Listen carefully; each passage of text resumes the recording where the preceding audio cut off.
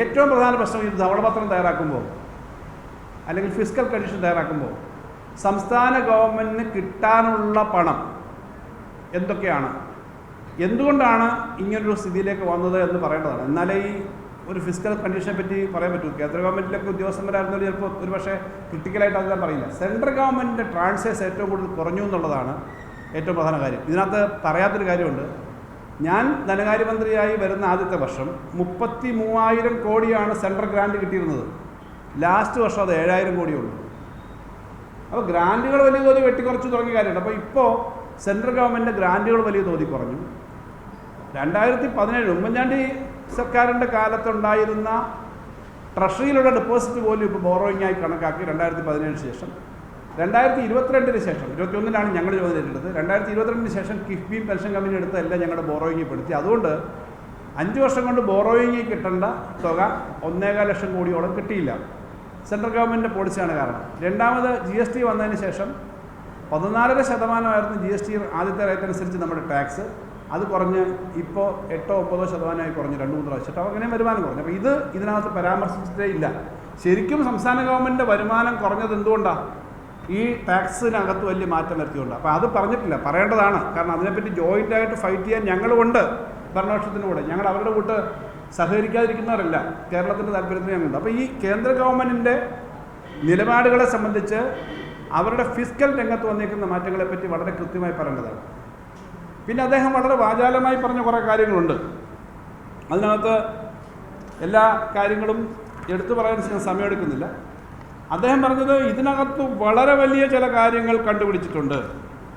അത് 35,000 കോടി രൂപയുടെ പ്ലാൻ വെച്ചിട്ട്, ഇല്ലേ, 35,000 കോടി രൂപയുടെ പ്ലാൻ വെച്ചിട്ട് 20,400 കോടി രൂപ അതിൽ കുറവുണ്ട്.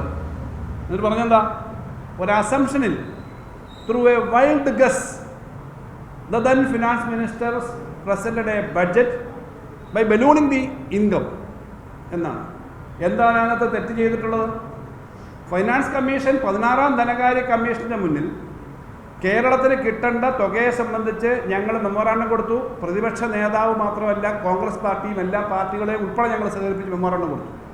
കേരളത്തിന് നേരത്തെ കിട്ടിക്കൊണ്ടിരുന്നത് 3.82% ആണ്. അത് കഴിഞ്ഞ ധനകാര്യ കമ്മീഷന് മുമ്പ് അത് 2.5 ആയി. ധന്യ ധനകാര്യ കമ്മീഷൻ അത് 1.92 ആയി. ഞങ്ങൾ കാൽക്കുലേറ്റ് ചെയ്തു. ഇന്ത്യയിലെ ഏറ്റവും പ്രഗത്ഭരായിട്ടുള്ള ധനകാര്യ പണ്ഡിതന്മാർ, ഇപ്പോൾ ഈ കമ്മിറ്റിയുടെ ബഹുമാന്യ അംഗമായിട്ടുള്ള ശ്രീ KM ചന്ദ്രശേഖർ അടക്കമുള്ള ആളുകളെല്ലാം ഞങ്ങളെ ഉപദേശിക്കാനും നിർദ്ദേശിക്കാനും അഭിപ്രായങ്ങൾ പറയാനുണ്ടായിരുന്നു. ഞങ്ങൾ ഇവിടുന്ന് കൊടുത്ത ഡീറ്റെയിൽഡ് ആയിട്ടുള്ള പ്രപ്പോസൽ 3% കിട്ടേണ്ട തരത്തിലേക്ക് ഒരു പ്രപ്പോസലാണ് കൊടുത്തത്. റവന്യൂ ഡെഫിസിറ്റ് ഗ്രാൻറ്റും തരണം എന്ന് പറഞ്ഞിരുന്നു. അവസാനം കിട്ടിയത് കഴിഞ്ഞ പ്രാവശ്യത്തേക്കാളും കുറച്ചധികം കിട്ടി. 1.92 എന്നുള്ളത് 2.38 ആയി. ഫലത്തിൽ ഒരു വർഷം 10,000 കോടി രൂപ ഇപ്പോൾ അധികം കിട്ടും. അതാണ് ഈ ഗവൺമെൻറ്റിന് വന്ന ഏറ്റവും വലിയ ആശ്വാസം. 10,000 കോടി അധികം കിട്ടും. 5 വർഷമാകുമ്പോൾ 50,000 കോടിയല്ല അധികം ആവുന്നത്. കാരണം ഓരോ വർഷത്തെ ഇൻഫ്ലേഷനും അല്ലെങ്കിൽ വരുമാന വർഷനോട് വരുമ്പോൾ 70,000 കോടി രൂപ 5 വർഷം കൊണ്ട് അധികം കിട്ടും. നല്ല കാര്യം. ഏത് ഗവൺമെൻറ് ആയാലും അത് വേണ്ടതാണ്. ധനകാര്യമന്ത്രി എന്ന നിലയിൽ അന്ന് അതിനുവേണ്ടി പ്രവർത്തിക്കേണ്ട ഉത്തരവാദിത്വം എനിക്കുണ്ടായിരുന്നു, മൊത്തം ഗവൺമെൻറ് ഉണ്ടായിരുന്നു. ആ പണം വന്നിട്ടുണ്ട്. ഞങ്ങൾ ഇതിനകത്ത് വെച്ചപ്പോൾ 2.8 വരുമെന്നുള്ള കണക്ക് കൂട്ടി അത് അധികമായി പോയി എന്നാണ് അദ്ദേഹം പറഞ്ഞത്. രണ്ടാമത്, റവന്യൂ ഡെഫിസിറ്റ് ഗ്രാൻഡ് 14,000 കോടി കിട്ടുമെന്ന് ഞങ്ങൾ പ്രതീക്ഷിച്ചു. അങ്ങനെ 20,000 കോടി അത് കിട്ടിയില്ല. നമ്മൾ ബഡ്ജറ്റ് സാധാരണ തയ്യാറാക്കുമ്പോൾ ടാക്സിൻ്റെ കാര്യത്തിൽ ഞങ്ങൾ സാധാരണ കാണിക്കുന്നതിന് ചിലപ്പോൾ അത്ര അറ്റൻഡ് ചെയ്യില്ല. ഞാൻ പറയട്ടെ, ജനുവരി മാസം 29-ാം തീയതി ബഡ്ജറ്റ് അവതരിപ്പിച്ചത്. കേന്ദ്ര ഗവൺമെൻറ്റിൻ്റെ ബഡ്ജറ്റ് ഫെബ്രുവരി ആദ്യമാണ് വരുന്നത്. ഫെബ്രുവരി ആദ്യം വരുന്ന ആ കേന്ദ്ര ബഡ്ജറ്റിനൊപ്പമാണ് 16ാം ധനകാര്യ കമ്മീഷൻ്റെ റിപ്പോർട്ട് വരുന്നത്. അതിനു മുമ്പ് കേരളത്തിൽ അവതരിപ്പിച്ച ബഡ്ജറ്റിൽ ഞങ്ങൾ 2.4 കിട്ടൂ അല്ലെ 2.2 കിട്ടും എന്ന് എഴുതി വെച്ചാൽ കേന്ദ്ര ഗവൺമെൻറ് ന്യായമല്ലേ? ഇതാ കേരളം തന്നെ പ്രതീക്ഷിച്ചത് ഇത്രയാണ്. ഞങ്ങൾക്ക് കിട്ടേണ്ട അർഹതയുണ്ടെന്നുള്ളത് അതിൽ കാണിക്കണം. അതൊരു ഫിസിക്കൽ ഡിസിഷനാണ്, പൊളിറ്റിക്കൽ ഡിസിഷനാണ്. ആ പണം കേരളത്തിന് കിട്ടേണ്ടതാണ്. കാരണം സുപ്രീം കോടതിയിൽ ഉൾപ്പെടെ കേസ് നടത്തി നമ്മുടെ കാര്യത്തിന് ഫൈറ്റ് ചെയ്തുകൊണ്ടിരിക്കുകയാണ്. ഞങ്ങളായിരുന്നു കേസ് കൊടുത്തത്. പക്ഷേ ഇപ്പോഴത്തെ ഗവൺമെൻറ് ശ്രീ VD സതീശൻ നേതൃത്വം കൊടുക്കുന്ന UDF ഗവൺമെൻറ്റാണ്.